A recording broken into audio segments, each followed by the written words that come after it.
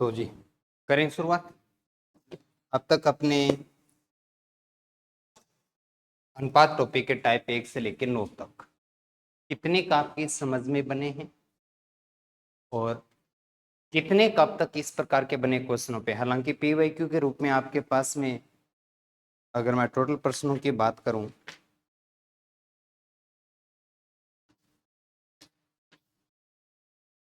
215 है ना वाहन चालक के, लेकिन उसके बाद में भी जो हुए थे वो लास्ट में फिर से आपको दिखाई देंगे। और भी क्वेश्चन अपने पास में आए जैसे एसआई के एग्जाम तक के। फिलहाल इन 215 के अंदर आपके टाइप नंबर 9 तक क्या क्या पूछे गए थे, किस समय पूछे गए थे, कौन से एग्जाम में, उन सभी प्रश्नों के साथ यूं मान के चलिए कि छोटा सा टेस्ट, छोटा सा मूल्यांकन और छोटे से अपना ये देखना कि भी प्रैक्टिस जो अपनी चल रही है क्या वो सही दिशा में है या नहीं है। तो अपने हथियार रखिए तैयार। थोड़ा सा मौका आपको मिलेगा, अगर आप नहीं कर पाए तो मैं करना शुरू करूंगा। टाइप नंबर क्रम से नहीं है, टाइप 1 2 3 नहीं है, लेकिन 1 से लेकर 9 तक रैंडमली क्वेश्चन है आपके बीच में। तो सबसे पहले पटवार 2011 से शुरुआत करते हैं। प्रत्येक क्वेश्चन को जैसा मैंने कहा थोड़ा सा समय आप लें, अगर आप नहीं कर पाए तो मैं आपको आगे बढ़ाऊंगा। 2a बराबर 3b, 4b बराबर 5c, तो a रेशो c कितना है ये बताना। ऑनलाइन विद्यार्थी अपने कमेंट के माध्यम से एक्टिव रहें, आपके उत्तर मैं देख पा रहा हूं।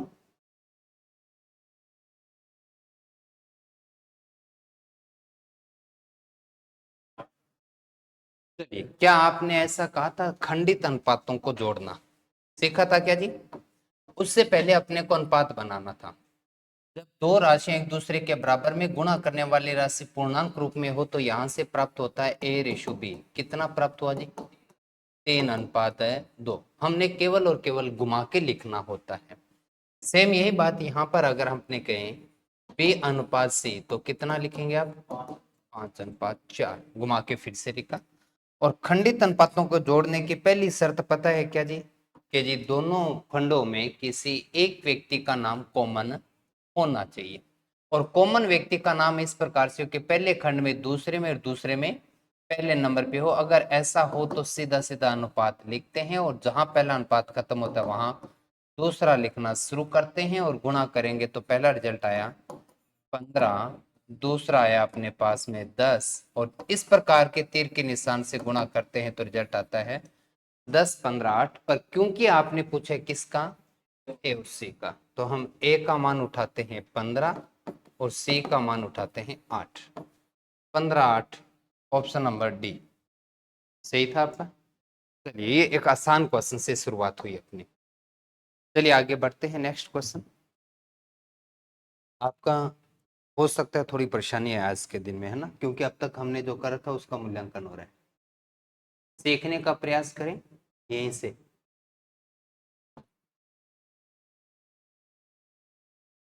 एक्स और वाई की वैल्यू दी गई है, वैल्यू पुट करो, रिजल्ट बताएं।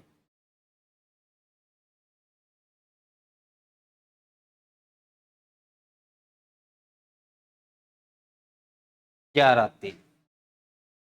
क्या क्वेश्चन के माध्यम से आप कह रहे हैं कि x का मान 3 और y का मान 4, जिस क्रम में नाम उसी क्रम में अनुपात, जहां जहां x आएगा वहां 3 लिखेंगे। तो हमारा क्वेश्चन बनता है 7 इंटू 3 प्लस 3 और y की जगह 4 लिखना है अपने को। इसी क्रम में 7 का गुणा होता है 3 के साथ, -3 का गुणा होता है 4 के साथ। आइए रिजल्ट प्राप्त करते हैं। ये हुआ 21 प्लस 12 कितना हो गया जी? 33। 21 माइनस 12 कितना हुआ जी? 9। और आपने पूछा यही था तो आपके पास 33। 3 के पाड़े से काट दे, 11 अनुपात है 3। बिल्कुल जी, ऑप्शन नंबर सी। चलिए इसी क्रम में एक बार और थोड़ा ध्यान से इसे मैं करता हूं बोर्ड पर। आप जानते हैं कि समानुपाती प्रोपोर्शनल रिलेशन होता है वो कितनी संख्याओं के बीच में होता है? 4 संख्या, जिसमें क्या कहता है कि पहली और दूसरी के साथ जो अनुपात है वही तीसरी और चौथे के बीच में है, और इस प्रकार के संबंध को समानुपाती संबंध कहते हैं, जिसमें एकमात्र सूत्र काम करता है आपका, वो क्या, कि मध्य पदों का गुणनफल बराबर है बाह्य पदों का गुणनफल। आप पहले बीच वाले पद का कर सकते हैं या पहले बाहर वालों का भी तो कर सकते हैं। बाह्य पदों का गुणनफल बराबर है मध्य पदों का। ये एक शर्त जानते हैं और अब इस क्रम में आप पढ़ते हैं। वो कहता है कि ए बी सी डी अगर चारों राशियां प्रोपोर्शनल रेशियो में हो, समानुपाती हो, तो ए इंटू डी बी इंटू सी होता है क्या जी? होगा या नहीं होगा? बिल्कुल सही कहा आपने। यदि ए बी, इसे छोड़िएगा, इधर आते हैं। व्युत्क्रमानुपाती मल्टीपल इनवर्स क्या होता है? अगर आपने 2/5 लिखा तो इसका व्युत्क्रम क्या होगा जी? 5। मल्टीपल इनवर्स ऐसा ही होता है।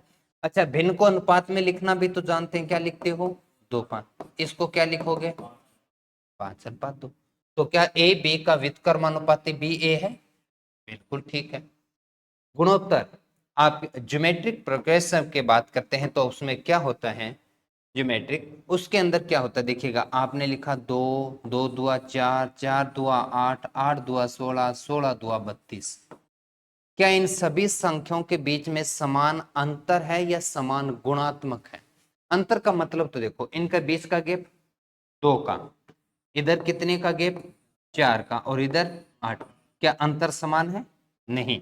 लेकिन अगर हम गुणा करने की बात करें तो पहले का दूसरे से गुणा प्राप्त करने के लिए 2 से गुणा, 2 से गुणा, 2 से।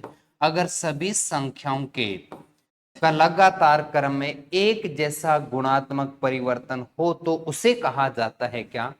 गुणोत्तर श्रेणी। अब गुणोत्तर श्रेणी के कोई भी 3 पद उठा लो, लगातार कोई से भी 3 नंबर ले लो। मान लीजिए हमने ये 3 नंबर लिए, तो क्या इसमें ये कह रहा है कि सही है क्या? देखो कि अगर ये ए, ये बी, ये सी है, तो वो कहता है बीच वाली संख्या का स्क्वायर करोगे तो दोनों बाहर वाली संख्याओं के गुणनफल के बराबर आएगा। सही है क्या? हम ऐसा एक और एग्जांपल उठा के देख लेते हैं, क्या पता हमसे गलती हो रही हो। तो हम इन 3 को उठा के देख लेते हैं। इसमें बीच वाले पद का स्क्वायर कितना करेंगे भाई? 8 का स्क्वायर हुआ 64, जो बराबर इन दोनों के गुणनफल के बराबर। 16 चौके 64 होता है क्या? क्या कहना है? कथन सही है।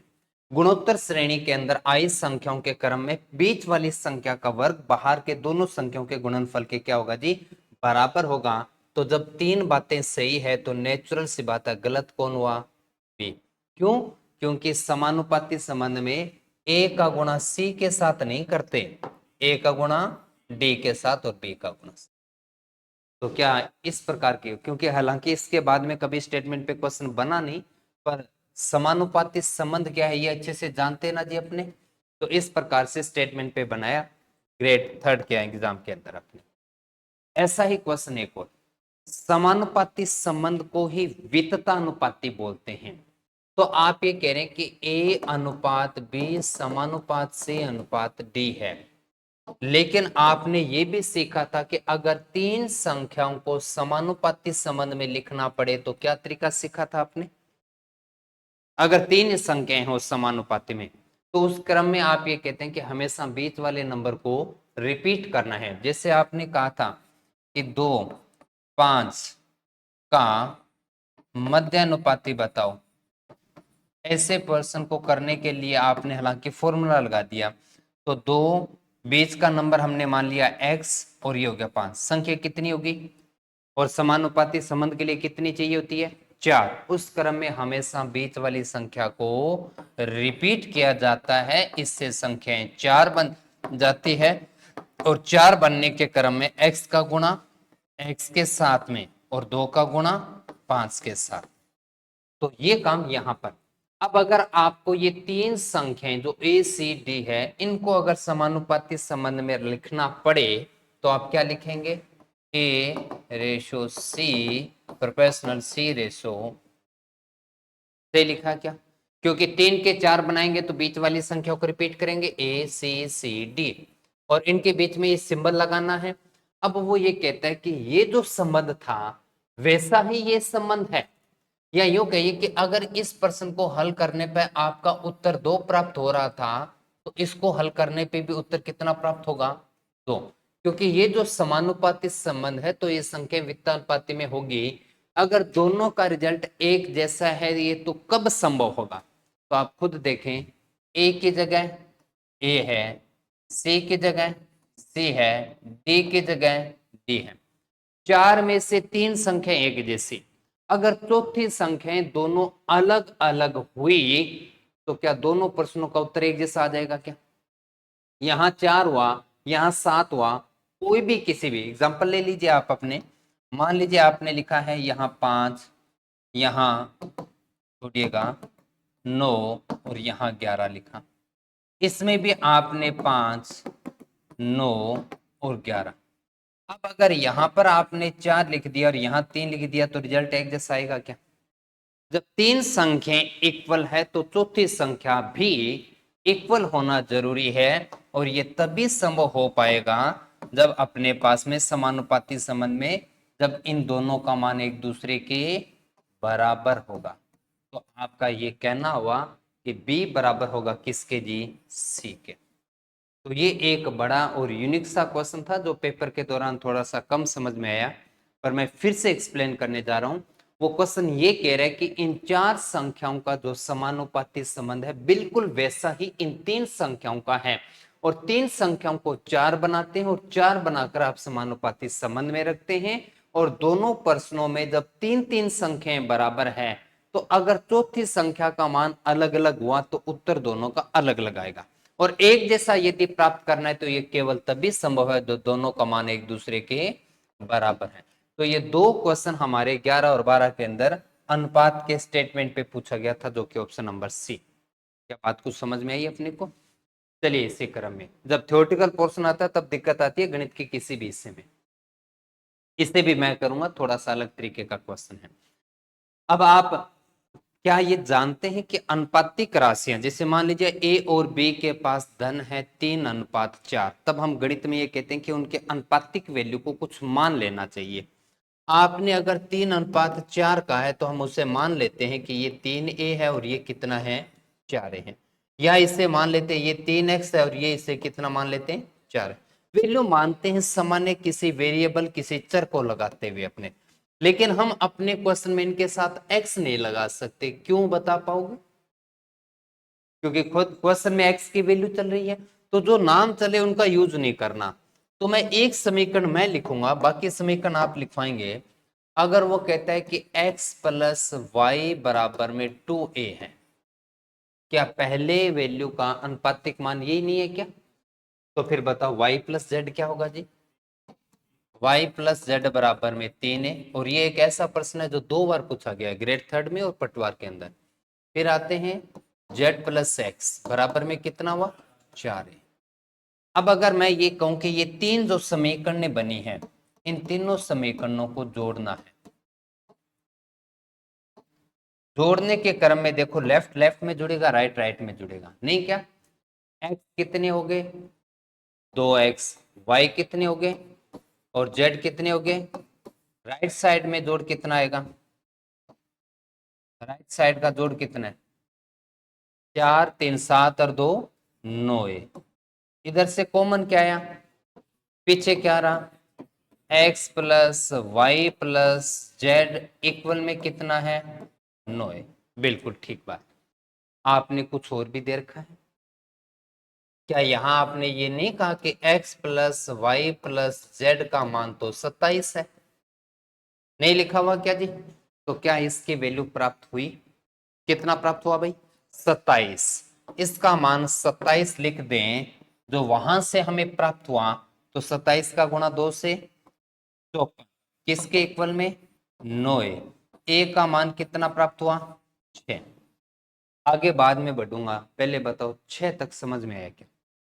तीन समीकरणें दी गई थी, जोड़ा, जोड़ने के बाद दो कॉमन लिया, कॉमन लेने के बाद में जो बचा उन तीनों का जोड़ा आपने दे रखा था, और x प्लस वाई की जगह 27 लिखा, 27 2 54 और 9 का भाग दिया 6। किसका मान प्राप्त हुआ? a का। अब मैं आपसे देखो, आप a का मान सॉरी x है, अब हमें तीनों का मान बताना है, x का भी, y का भी और z का भी। अब ये बताने के लिए हमारे पास a का मान कितना प्राप्त हो चुका है? 6। तो अगर मैंने a का मान यहां रख दिया तो किसका मान प्राप्त होगा और कितना प्राप्त होगा? अगर छह का ए का मान 6 लिखा तो ये जोड़ कितना पहले तो बताओ। 6 दुआ किसको दिया? टोटल धन था आपके पास में 27 रुपए, जिसमें इन दोनों भाइयों को आपने 6 दुआ 12 रुपए दे दिए, तो बाकी रुपए किसके पास में है भाई? तो जेड को कितना दिया? 15 रुपए। चलो यहाँ पे बात, लेकिन हम रुकेंगे नहीं, प्रैक्टिस करें और आगे बढ़ रहे हैं। अगर ए का मान यहां रख दिया तो किसको कितना? वाई और जेड को कितना? 18। जब आपने वाई और जेड को 18 रुपए दे दिए, बाकी कितने बचे भाई? वो किसके पास में है? एक्स के पास 9 रुपए। ए का मान यहां रख दिया तो किसको कितना? एक्स और जेड को कितना मिला भाई? 6 चौके 24। एक्स और जेड को 24 रुपए दे दिए तो पीछे कितने बचे और वो किसको मिले? अब जोड़ कर लो, उतना ही है क्या जी? 27 बने कि नहीं बने? जिस मर्जी का पूछ लो, आपने किसका पूछा है? जेड का। Option C. बताओ समझ में आई है क्या बात? सेम क्वेश्चन है, अभी भी कुछ पूछना है तो पूछ लो, क्योंकि इसके बाद का एक और क्वेश्चन आपको दे रहा हूं बिल्कुल ऐसा ही, केवल वैल्यू परिवर्तन होते हुए। तीनों समीकरण जोड़ेंगे, कॉमन लेने के बाद वैल्यू दी गई होगी, चर राशि का मान मिलेगा, उसको ऊपर रखते चलोगे, मान प्राप्त होते चलेंगे। कर पाएंगे? थोड़ा प्रयास करते हैं, नहीं हुआ तो मैं मदद करूंगा आपकी। बिल्कुल सेम क्वेश्चन ये अपने को देखने को फिर मिलता है।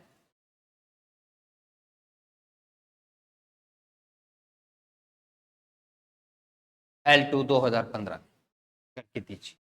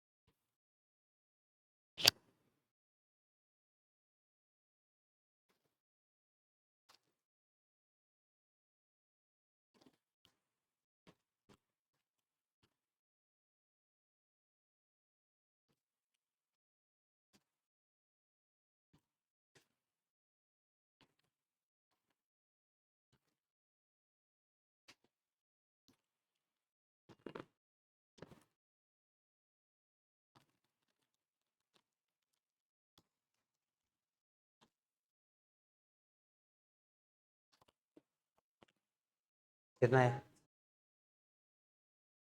ए प्लस बी। अब की बार एक्स फॉर्मेट में कितना लिख दे? 6x। बी प्लस सी बराबर 7x। सी प्लस ए बराबर 8x। जोड़ा जी, 2a 2b 2c, कितना? 8 6 15 8 6, 8 7 15 8 6 21x। कॉमन आया तो a प्लस सी का मान आपने कितना दे रखा है भाई? कितना दे रखा है ए बी सी का जोड़? 14। 14 दुआ 28, किसके इक्वल? 21। एक्स का मान कितना हुआ? 28/21, 3 के पाड़े से 4/3, 7 होके 7 3। एक्स का मान यहां रख दिया। अगर एक्स का मान यहां रखेंगे तो 3 से गुण भाग दिया 2, 4 2 8। ए और बी दोनों भाइयों के पास में 8 रुपए, कुल रुपए कितने हैं? तो सी को कितना मिलेगा? ये पूछा था। बिल्कुल। तो एक जैसा क्वेश्चन अपने पास में, सिमिलर क्वेश्चन भी अपने कभी कभार रिपीट किए जाते हैं और उस रिपीट करने के क्रम में ऐसा अपने पास में। चलिए वापस आते हैं।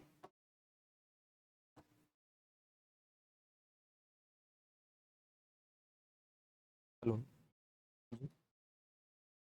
नमस्ते जी, क्लास में थोड़ा जल्दी बोलिएगा।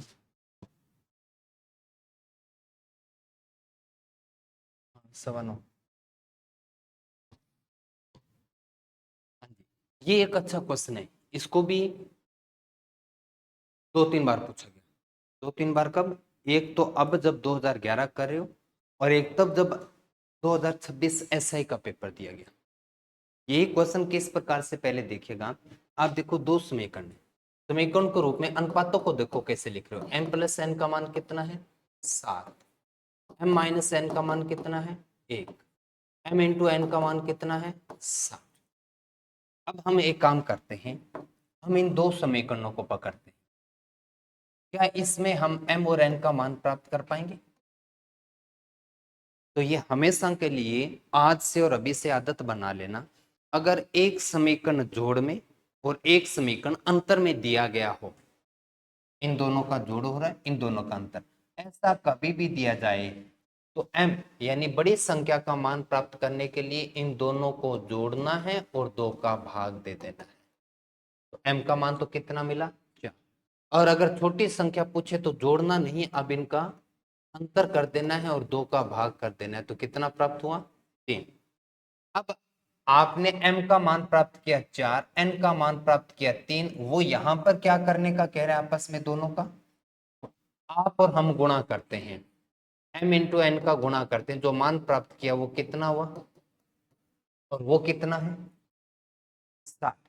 तो इसका मतलब अभी भी हमारे गुणनफल और उनके गुणनफल में थोड़ा सा फर्क है, और वो फर्क कितने का है? वो 5 गुणे का है। क्या आपने जो गुणा प्राप्त किया उसका 5 गुणा उत्तर का अनुपात वाला गुणा है कि नहीं है? अब इसका मतलब ये 5 गुणा है, तो हम अपने संख्याओं को भी 5 गुणा कर दें। तो m का मान 5 गुणा करोगे तो कितना प्राप्त हुआ भाई?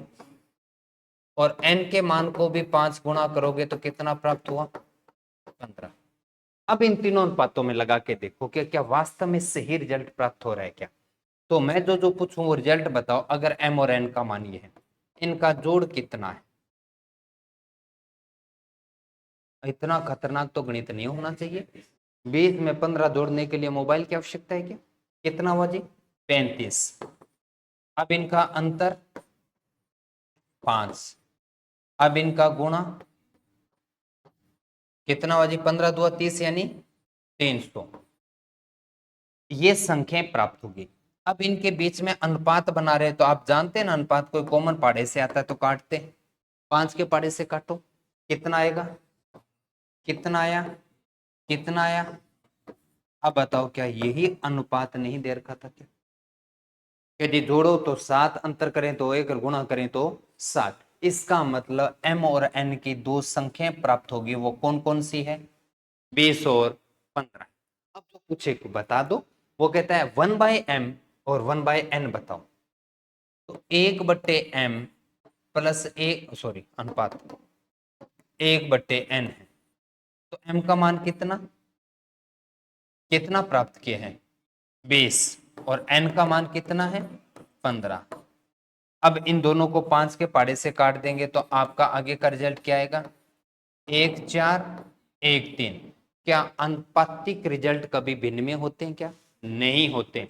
अगर आपके रिजल्ट भिन्न में आ जाए तो क्या करना होता है? नीचे वाली संख्याओं का एलसीएम, या एक ऐसी संख्या जो इन दोनों के पाड़े में आए, वो कौन सी है भाई? 12। आपने 12 लिया और 12 में 4 का भाग दिया तो कितना आया? और 3 का भाग दिया, रिजल्ट आया 3 4। अब जो ये क्वेश्चन किया है, मैं फिर से वापस, क्या अगर कभी भी ऐसा एक स्टेटमेंट दिया जाता है जिनमें दो संख्याओं का जोड़, अंतर और गुणा का अनुपात दे दिया जाए, तो आप उनके जोड़ और अंतर से उन दोनों का मान प्राप्त करो। फिर जब उन दोनों का गुणा करो तो आपका गुणनफल अगर उनके गुणनफल के बराबर आ जाता, मान लीजिए यहां 12 लिख दिया होता, तो आपका बताओ m और n का मान क्या होता? वही जो प्राप्त किया, m का मान 4 और n का मान 3। अगर उसने ये गुणनफल 36 दे दिया होता तो m और n का मान क्या होता? तो क्या ये 3 गुना है तो इनको 3 से गुणा करेंगे, 4 तिया 12 और 3 तिया, जितना गुणनफल गुणात्मक परिवर्तन करता हो उतना अनुपात के साथ गुणा कर दो, इन दोनों का मान मिल जाएगा। फिर जो मर्जी पूछ लीजिए, आप जोड़ पूछो अंतर पूछो, आप प्राप्त कर पाएंगे। क्या ये क्वेश्चन समझ में आया आपको? आया है तो फिर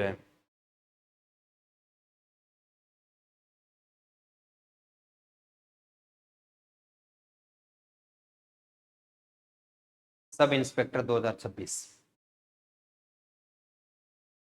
सेम क्वेश्चन पूछने जैसी बात बदल दी।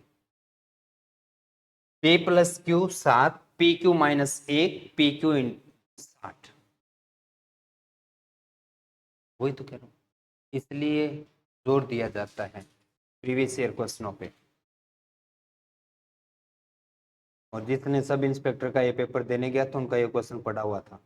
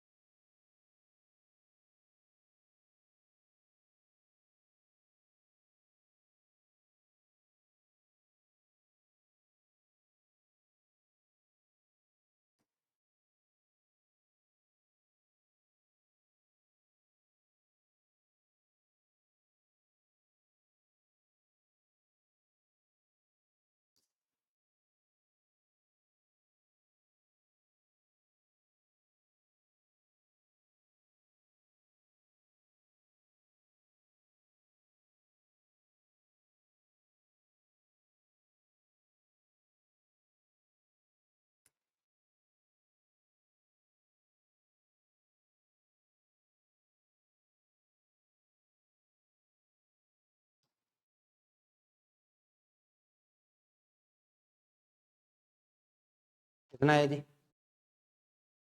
क्या फिर से वही मान आपको प्राप्त होगा? पे का मान कितना? सेम क्वेश्चन दोबारा करना है तो मैं कर देता हूं। पे का मान अभी कितना प्राप्त किया था? वहां एम एन था, यहाँ पी क्यू है।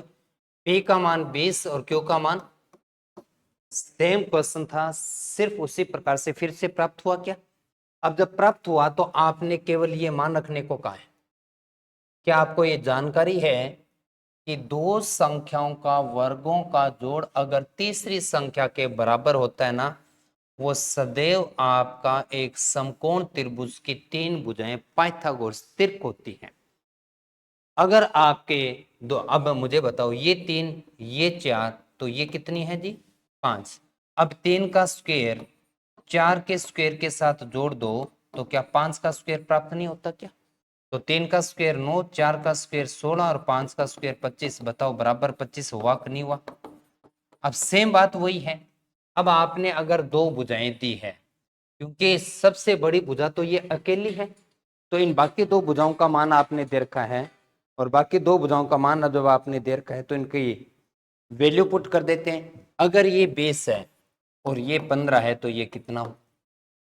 या तो ऐसा जो कर रहे हैं हम देखो, अगर ये 4 अनुपात का मान है, ये 3 अनुपात का मान है, तो ये 5 का। 4 का कितना गुना हुआ, 3 का कितना गुना हुआ, 4 5 20, 3 5 20, तो 5 5। आप ऐसा कर सकते थे, या हम पे का मान रख दें। पे का मान कितना भाई, बेस का स्क्वायर। क्यू का मान कितना है, बराबर में किसके है, आर का स्क्वायर, और आर का मान तो पूछा है। बेस का स्क्वायर कितना हुआ, 15 का स्क्वायर, बराबर में किसके, अब ये तो हो गया 625, जो किसके हैं, आर। स्क्वायर इधर आएगा तो 625 का क्या करना होगा जी, जो कि कितना प्राप्त हुआ, +-25, जो कि ऑप्शन नंबर क्यों आता है। देखो एक छोटी सी बात है, हम आगे बीजगणित के अंदर सिलेबस पढ़ेंगे, इसलिए उसमें एक टॉपिक पढ़ा जाएगा द्विघात समीकरण, है ना। पहले इसको बंद कर दूं। द्विघात समीकरण में क्या होता है, आपसे बैंकिंग एग्जाम में ऐसा क्वेश्चन देखने को मिलता है, और आपको भी बताना है कि दोनों में सही कौन सा गलत कौन सा है। ए का मान दे रखा है √25, और बी का मान दे बी स्क्वायर बराबर दे रखा है 25। ठीक है जी, ए बराबर √25 है और बी स्क्वायर बराबर 25। अब ऑप्शन दे दिए, ए का मान बी के बराबर है, ए का मान बी से बड़ा बराबर है, ए का मान बी से छोटा बराबर है, या ज्ञात नहीं कर सकते।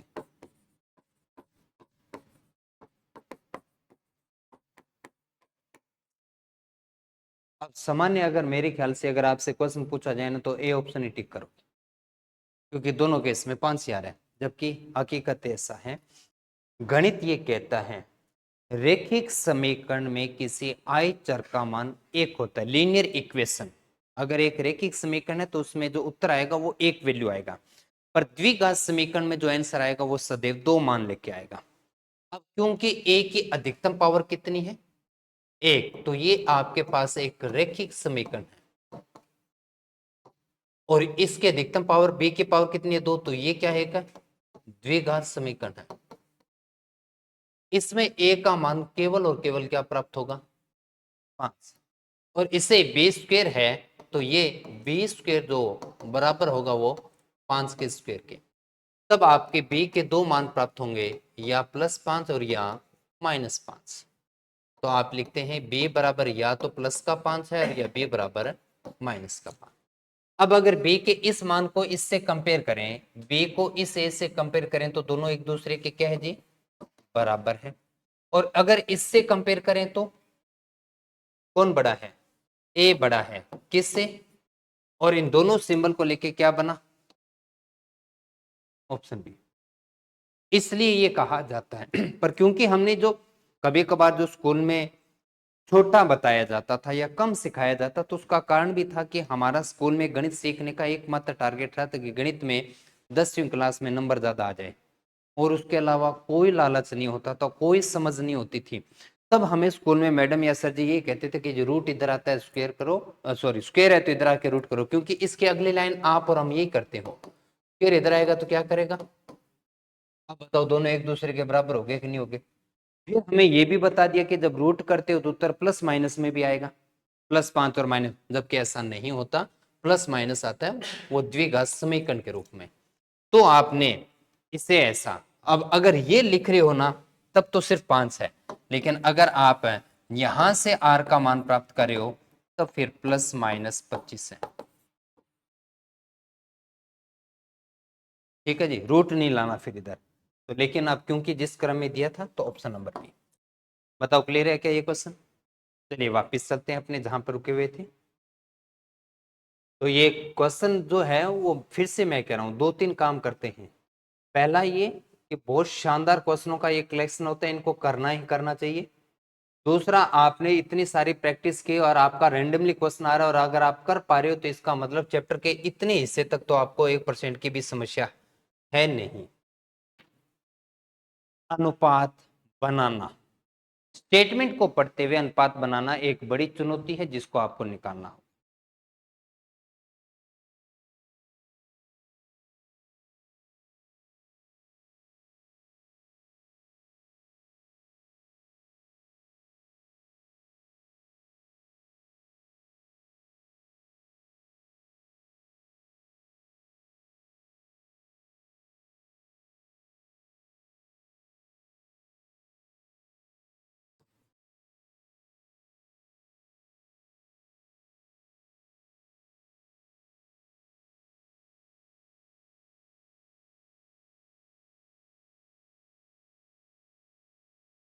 हाँ जी,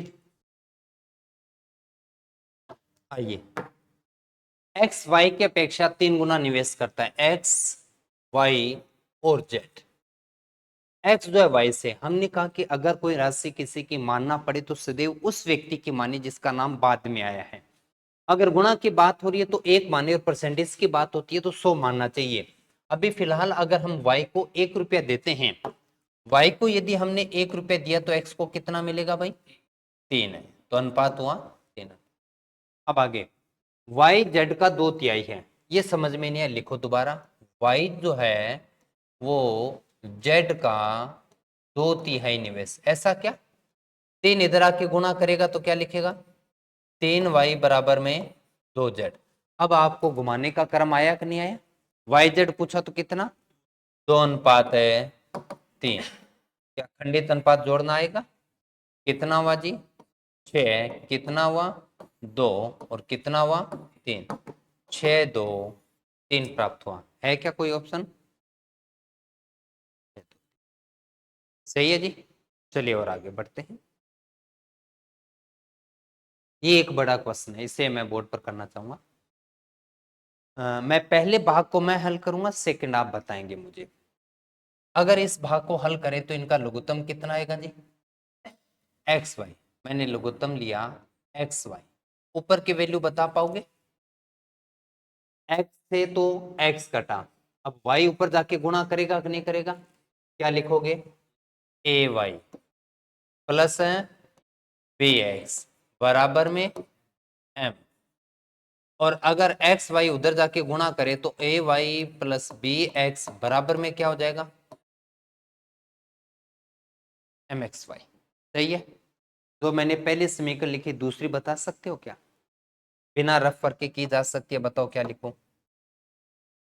जब नीचे x है तो ऊपर y जाएगा, नीचे y है तो ऊपर x जाएगा, तो क्या लिखोगे? B Y plus A x बराबर एन एक्स वाई। समीकरण नंबर 1 और समीकरण नंबर 2 लिखना समझ में आया क्या जी? अब अपने क्या करते हैं, इस समीकरण के अंदर जब दो समीकरण प्राप्त करते हैं तो सामान्यतः हम समीकरणों को जोड़ते हैं या घटाते हैं, पर यहां दिए गए क्वेश्चन में 31 नंबर क्वेश्चन कौन सा था भाई? 31 तो कोई आया ही नहीं मेरे ख्याल से, ये आया था कोई नंबर? मेरे ध्यान में तो कोई 31 आ ही नहीं रहा, तो कैसे बताऊं मैं? आइए यहां से अब अपने हल करते हैं। अब ऐसे क्रम में या समीकरणों को जोड़ते हैं या घटाते, तो हम ये कहते हैं कि समीकरण 1 में समीकरण 2 का भाग देते हैं। तो भाग देंगे तो देखो, इधर तो है ए वाई प्लस बी एक्स बटे में B Y plus A x बराबर में क्या लिखोगे? क्या एक्स वाई से एक्स वाई कटेगा? दोनों एक्स वाई कटे तो क्या प्राप्त हुआ? अब तिरछा गुणा करो, एन का इधर गुणा करो, तो A Y N plus B X N, इधर B Y M plus A X M. अब हमें अनुपात किसका चाहिए? एक्स वाई का। तो आप एक तरफ एक्स करो और एक तरफ है वाई करो। हम एक्स को एक तरफ कर लेते हैं, इधर है या उधर लेके चलते हैं, कहीं भी किसी भी साइड में करें आप, ए एक्स एम, तो ये इधर वाला एक्स वाला पद भी उधर लेके चलते हैं, तो क्या लिखोगे? B X N. वाई वाले इधर कर देते हैं, a Y n b y n. इसमें से y बाहर निकाल दो, पीछे क्या बचा? A N minus B M. और इधर से x बाहर निकाल दो तो a M minus B n. अब अनुपात हम पहले x का पढ़ते हैं, इसलिए इसको सही क्रम में पढ़ता हूं। x वाला पद पहले पढ़ सकते हो आप, x A M minus B N. आगे y वाला पद पढ़ लेते हैं, उसको क्या लिखोगे? A N minus B M.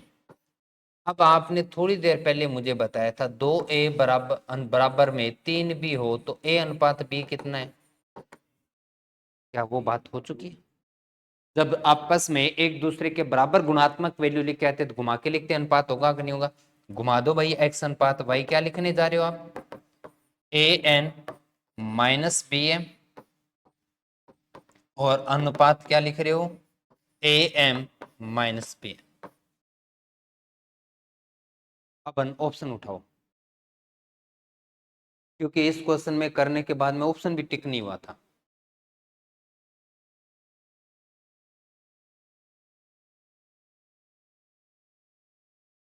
N A लिखो या ए एन लिखो से फर्क पड़ता है क्या? नहीं पड़ना चाहिए। तो एन ए एन बराबर है, एम बी बी एम बराबर में है, M A minus N B बराबर है। ठीक बात हुई। पर आपने ध्यान दिया नहीं, ये तब प्राप्त हुआ जब x का मान हम उस तरफ लेके गए। पर गणित की किसी किताब में या किसी जगह ऐसा नियम पढ़ा क्या कि x को हमेशा लेफ्ट में करना होगा, राइट को हमेशा, y को हमेशा लेफ्ट में करना होगा? ये लेफ्ट और राइट का कोई नियम नहीं है। अगर इसी क्वेश्चन में x का मान उधर ले चलते और y इधर लाते इस लाइन से, यहां से सारे आंकड़े बदलने वाले थे। अगर आप x का मान उधर लेते और y का मान इधर ले आते, तो जो आपका अनुपात प्राप्त होता वो कुछ ऐसा प्राप्त होता, B M minus A N और B N minus A N. इसलिए ऐसे कभी चर राशियों पे बना जब क्वेश्चन आ जाता है, तो आप हमेशा अपने दो उत्तर निकाला करो। दो क्यों? क्योंकि x का मान जब राइट में इकट्ठा करते हो तब कुछ अलग उत्तर आता है, और x का मान जब लेफ्ट में करते हो तो कुछ और उत्तर आता है। इसलिए जो आंसर आपका आ जाए, एक बार उनके सिंबल बदलकर और लिख दिया करो। जो माइनस का है वो प्लस का, और जो प्लस का है वो माइनस कर दो। इन दोनों में से हमेशा एक ऑप्शन मिलेगा, दोनों कभी नहीं मिलेंगे। अब अगर हमारे ऑप्शन में ये लिखा होता तो आप ढूंढते रहते, उत्तर नहीं आता। इसलिए ये एंड पॉइंट पे आने वाले दो उत्तर जो मैं फिर से बताने जा रहा हूं कि आप लेफ्ट और राइट में जब पक्ष बदलते हैं, अगर किसी को लेफ्ट में करने के बजाय राइट में कर दिया और राइट की बजाय लेफ्ट में कर दिया तो रिजल्ट बदलेगा। ये मेरी बात समझ में आ रही है क्या आपको? इसलिए हमेशा ऐसे क्वेश्चनों में एंड पॉइंट पे आके दो उत्तर लिखा करो, ताकि ऑप्शन ढूंढने में दिक्कत आए ना। अब घर जाके एक बार जरूर करके देखना, एक्स का इस लाइन के बाद एक्स का मान इधर करना, ऑप्शन समझ में नहीं आया कौन सा टिक करूं मैं। इसलिए करने के बाद में भी पेपर के दौरान विद्यार्थी इस क्वेश्चन को नहीं कर पाए थे। उसका एक बड़ा कारण है, हमारी आदत है हमेशा एक्स के मान लेफ्ट में करने की। नहीं करते हो क्या? एक्स के मान इधर करते हो, वाई का मान उधर करते हो। अब रिजल्ट ये आ गया, अब ये किसी को दिखाई दे रहा तो ऑप्शन में कहीं नहीं दिखे, फिर लगता है गलत हो गया। इसलिए या तो करो मत, क्वेश्चन को जब छेड़ा है तो सही तरीके से क्या करो, क्योंकि इतना करने के बाद में ऑप्शन मिला ही नहीं, तो फिर ये टाइम कितना गया पेपर के दौरान ये भी तो पता होना चाहिए। तो अभी फिलहाल आपका सही ऑप्शन कौन सा आया? ए। ये दो प्रकार के उत्तर क्यों बनते पता चला क्या जी आपको? ये हमेशा ध्यान रखना, तब जब सारे बिना नंबरों के क्वेश्चन चल रहा हो, अपना नंबर हो। नहीं, मैं तो ए बी को टारगेट लेके कर रहा था, ए को पहले लिख रहा था बस। यहां पर मैं पक्षांतर करते समय मैं ए को बी में से नहीं घटाना चाहता था, बी को ए में से घटाए, केवल इतना सा टारगेट, क्योंकि सारे ऑप्शन ए में से बी घटा रहा था, तो थोड़ा सा अंदाजा पड़ा। बाकी तरीका तो देखो दोनों ही सही है, दोनों गलत नहीं है। पर यहां ये उत्तर भी सही है और ये भी सही है, पर हमें बोर्ड का पेपर होता तो ये करना भी उत्तर उतना ही नंबर मिलता जितना ये। पर अब कॉम्पिटेटिव एग्जाम में जब तक ऑप्शन मिलेगा नहीं, हम कैसे कह देंगे सही है? हमें ऑप्शन के अकॉर्डिंग रुकना होता है ना? तो ये बहुत शानदार क्वेश्चन है, इसको हल्के में नहीं लेंगे। ये सबको आता है, तीन अनुपातिक खंडित अनुपातों को जोड़ना।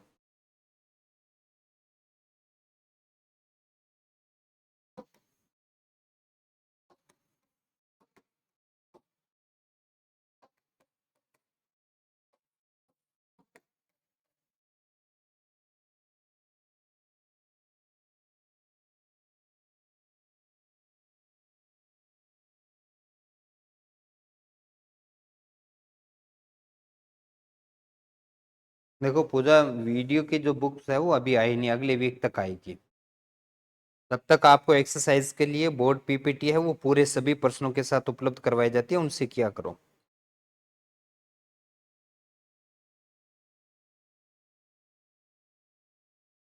या वॉल्यूम 3 के साथ कर सकते हैं आप।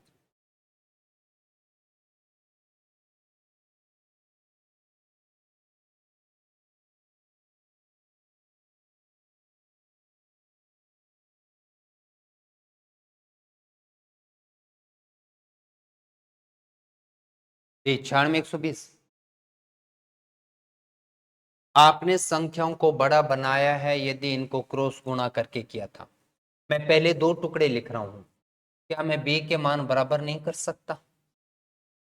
पहले को सिर्फ किससे गुणा कर दें? पहले को किससे गुणा करें? मैं कह रहा हूं b का मान उधर 5 है, b का मान 20 से बराबर करना है, तो इस 5 को किससे गुणा कर दें? 4 से गुणा करते हैं। मुझे बताओ a अनुपात b कितना आ जाएगा और b अनुपात c कितना है आपके पास में? क्या हमने नहीं कहा था कि जो व्यक्ति कॉमन होता है उसका मान अगर एक जैसा होता है तो बिना किसी रफर के अनुपात लिख सकते हो? तो आपका अनुपात क्या बना? a अनुपात b अनुपात c कितना? 16 अनुपात 20 अनुपात 11। अब c पे बात खत्म हुई है तो c से शुरू कर देते हैं। c का मान दे रखा है 6 और ये हो गया 7। गुणा करते हैं अपने पास में। 16 का गुणा 6 से 96, 20 का गुणा 6 से 120, 6 का गुणा 11 से 66 और 11 का गुणा 7 से, क्या यही अनुपात है? 96 120 66 77। Option number D.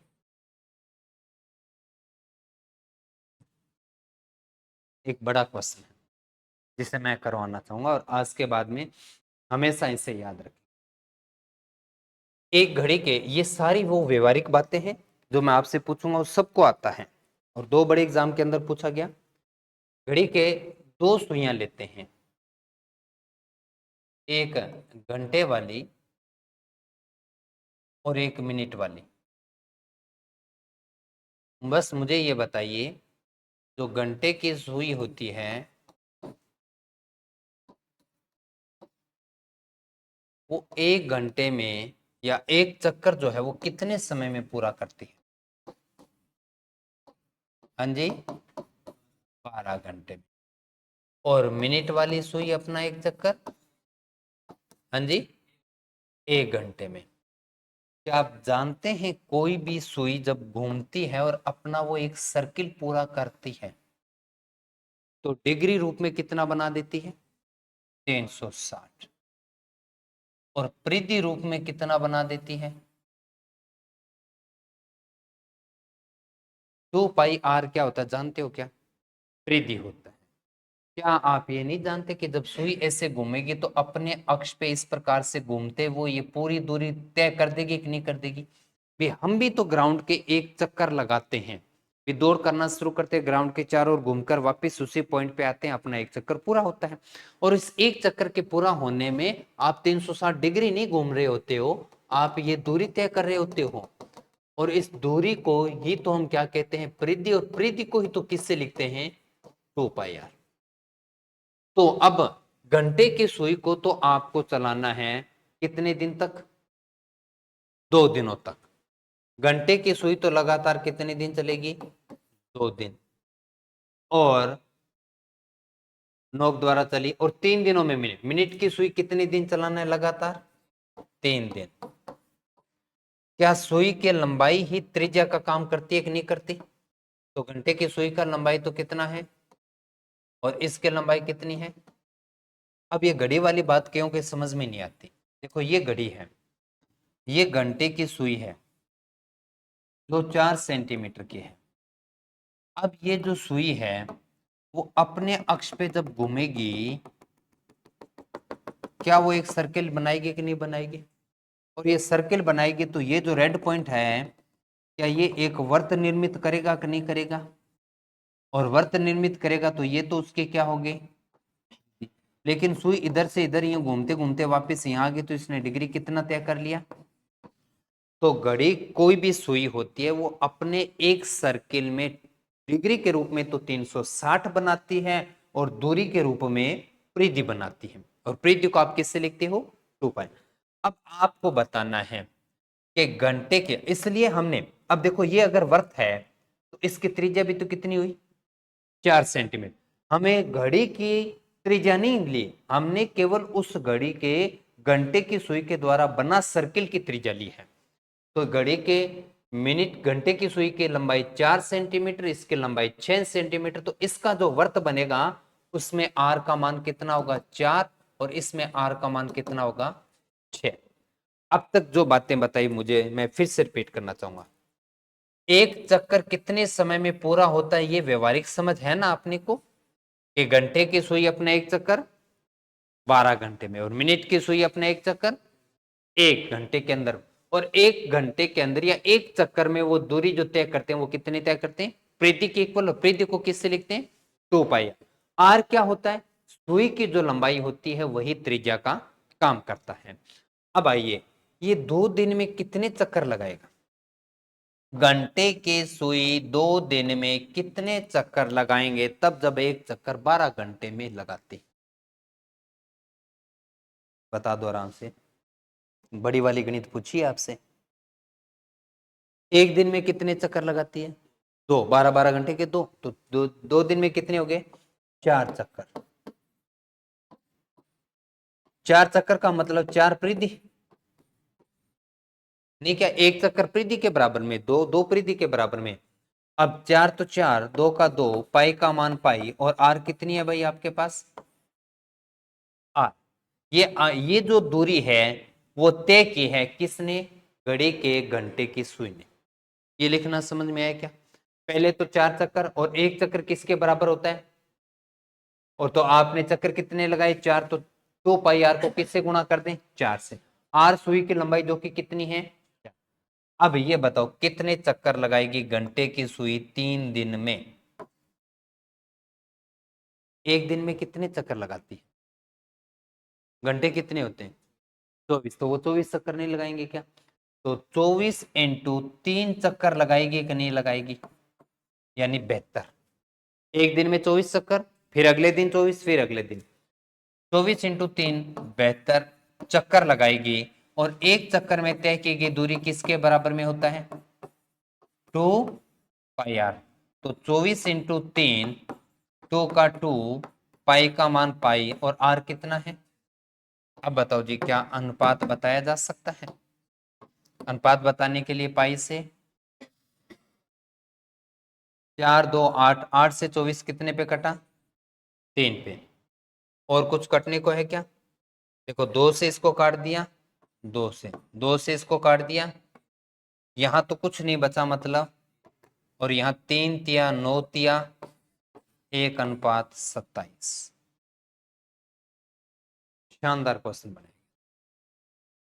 तो अनुपातों के बीच में बनने वाले, और क्या आपको इस बात का इशारा नहीं दिया था कि कभी भी किसी भी प्रकार की 2 स्टेटमेंट के मध्य, 2 राशियों के मध्य या 3 राशियों के मध्य बनने वाला अनुपात किसी भी क्रम में आपसे पूछा जा सकता है। और ये अब तक का अनुपात के टाइप नंबर 9 में अब तक का पूछा गया सबसे बड़ा प्रश्न। तो जिनको मैं थोड़ा सा स्टार रूप में लिख रहा हूं, उन प्रश्नों पे दोबारा एनर्जी लगाकर आप चेक करेंगे, और यहां जो क्वेश्चन नंबर है वही क्वेश्चन नंबर आपकी किताब में है। तो नंबर चेंज नहीं हो रहा, क्वेश्चन का सीरीज नंबर वही वो करना है। तो जो जो क्वेश्चन करा उनको टिक मार्क कर लेना, घर जाके दोबारा उन प्रश्नों को देखना। ज्यादा तो शायद पता नहीं समझ में आया कि नहीं, एक बार कॉन्सेप्ट क्लियर हुआ, इससे घर जाके एक बार दोबारा प्रयास कर पाओगे क्या, नहीं हुआ तो दोबारा कल फिर पूछिएगा, ये सबको आता है। यहां सबसे पहले तो ये बता दो ए बी सी का अनुपात कितना है, हाँ जी, 3:5:7। क्या इसे ये नहीं कहा 1/3 का व्युत्क्रम 3, 1/5 का 5, 1/7 का 7, तो जिसके अगर ऊपर कोई भी वैल्यू ना हो तो जिसके नीचे जो वैल्यू है वही उसका क्या होता है जी, अनुपात होता है। अब ऊपर क्या प्राप्त करना है, ए बी सी का जोड़, तो हम क्या कहेंगे 3 + 5 + 7, भाग किसका देना है, यानी 5, तो कितना हुआ 15/5, कितना प्राप्त हुआ, ये तो एक आसान सा क्वेश्चन। मध्यानुपाती कैसे प्राप्त करते हैं? किसको याद है बताओ? ए बी का पहले तो प्रथमानुपाती बताओ।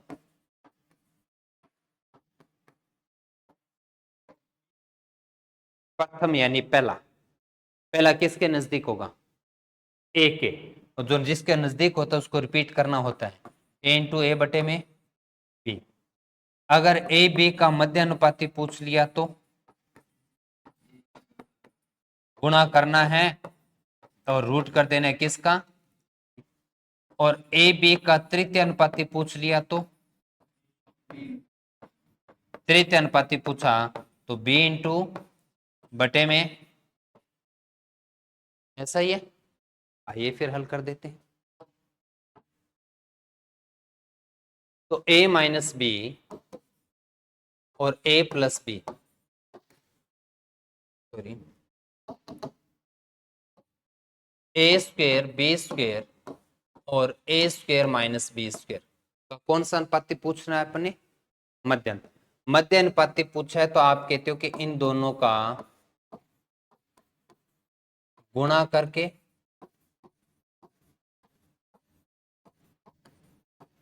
हमें क्या कर देना है? रूट कर देना। तो आइए इसे हल करते हैं। ऊपर तो a माइनस बी है ही है, ये भी ए स्क्वेयर बी स्क्वेयर हो गया, और यहां पर भी a प्लस बी है। इससे कुछ जानते हैं क्या? सर उसमें का आइडेंटिटी को या किसी को याद हो तो, ए स्क्वेयर माइनस बी स्क्वेयर क्या होता है? ए प्लस बी और ए माइनस बी। कौन किससे कटा भाई? ए माइनस बी से, तो ऊपर तो क्या रहा? ए स्क्वेयर बी स्क्वेयर। नीचे देखो दोनों ब्रैकेट एक जैसे हैं क्या? एक जैसे हैं तो इनका क्या करते हैं अपने? होल स्क्वायर करते हैं, और इस पे क्या लगा देते हैं? रूट। रूट लगाएंगे तो रूट और स्क्वायर कैंसिल होता है क्या? ए बी बटे में क्या आ जाएगा? कोई ऑप्शन? A option.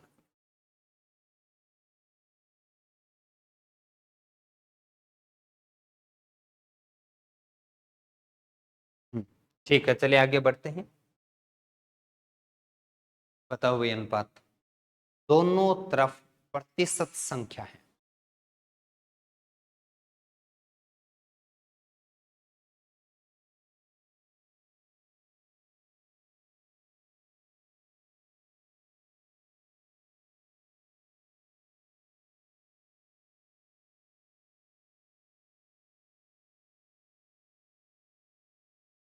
एक्स का 48% वाई के 80% के बराबर है।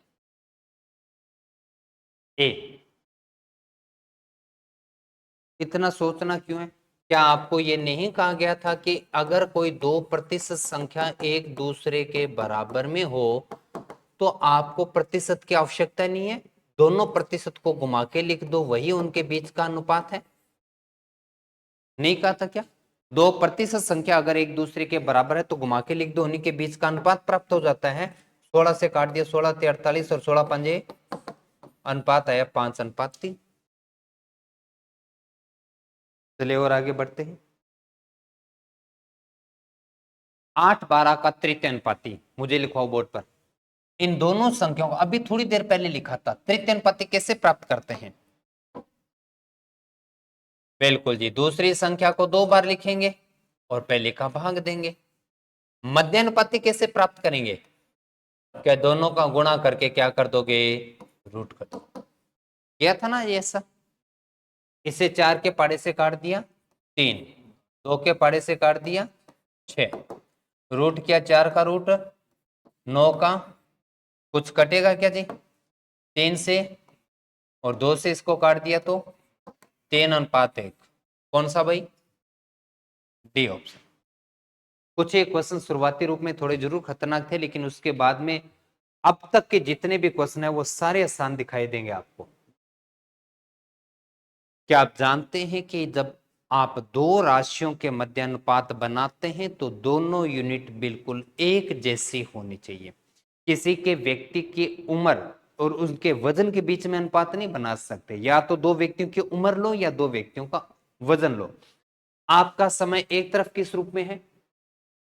मिनट, एक तरफ कैसा है, आप अनुपात नहीं बना सकते, या तो दोनों तरफ घंटे या दोनों तरफ मिनट हो। तो आप मुझे बताओ मिनट से घंटे में कन्वर्ट करने के लिए क्या करना चाहिए,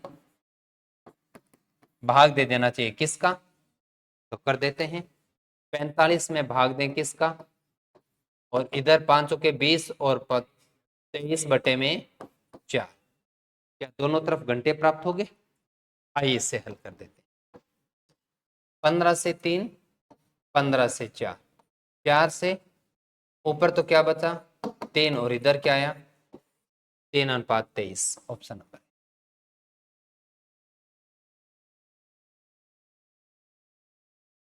बिन्नी की आयु सनी से आधी है, तो बताओ बिन्नी और सनी की आयु का अनुपात क्या समझ में आया।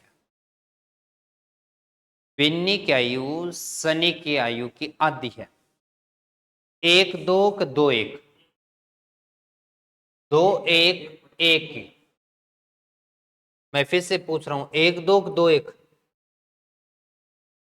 1 2, क्योंकि बिन्नी की आयु सनी की आयु की आधी है, अगर ये 2 साल का तो ये 1 साल का। आगे बढ़ते हैं। पिंकी की आयु सनी की आयु से दुगनी है, तो कितना होगा भाई, पिंकी की आयु है, अब अन्य अनुपात क्यों बना रहे हो, यहीं से कंफर्म कर दो। अगर ये 2 साल का ये 1 साल का, तो वो कितने साल का होगा, पिंकी कितने साल की होगी। क्या पिंकी की आयु सनी की आयु की दुगनी नहीं है क्या, दुगनी मतलब है खंडित। देखो कभी कभार खंडित अनुपात बनाते हो, ठीक बात है, हमेशा क्यों बनाना है, जब इसी में से दुगना तिगुना करना था किसी का ही। फिर से आ रहे बिन्नी की आयु सनी से आधी है, 2:1 क्लियर हुआ। फिर पिंकी की आयु सनी, सनी ये रहा कि आयु से क्या है दुगनी है, तो 2 का दुगना कितना हुआ, अनुपात प्राप्त हुआ। अब बताओ पिंकी जो है बिन्नी से कितना गुना बढ़ा है, कितना गुना है भाई 4। ये अपने पास में फिलहाल 76 तक, टोटल अपने पास में 215 में। आगे के बचे हुए क्वेश्चन अपने, क्योंकि इस बार तक लगभग अपने पास में 55 के आसपास क्वेश्चन है, जो 1 नंबर से 9 नंबर टाइप तक। जो मैं क्वेश्चन कर चुका हूं उनका सीरीज नंबर वही लगा हुआ था, तो किताब में इन सभी प्रश्नों को एक बार दोबारा चेक करेंगे, और कल इसके टाइप 1 से 9 तक के PYQ कंप्लीट करेंगे, फिर टाइप 10 होगा। तो आज इतना ही, कल मिलते हैं।